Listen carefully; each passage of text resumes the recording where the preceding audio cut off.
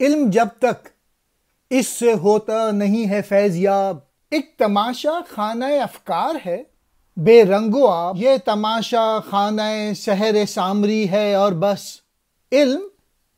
بے روح القدس افسونگری ہے اور بس، بے تجلی مرد دانا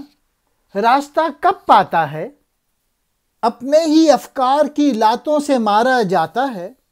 بے تجلی زندگی ہوتی ہے رنجوری کا نام، عقل مہجوری کا نام اور دین مجبوری کا نام۔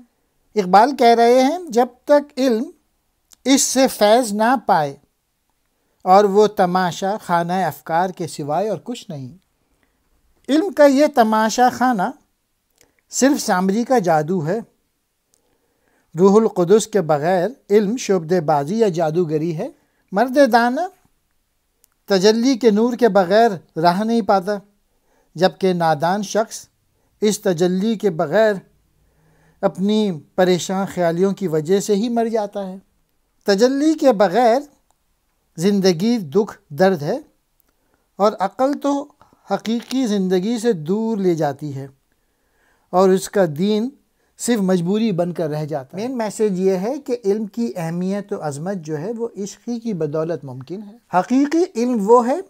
جو جبرائیل علیہ السلام کی سی امانت اور تقدس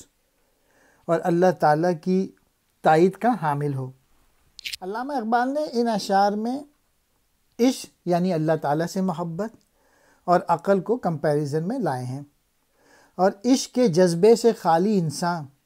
جو صرف عقل ہی کو سب کچھ سمجھتا ہے، وہ دین کو اپنے لیے ایک جبر قرار دیتا ہے۔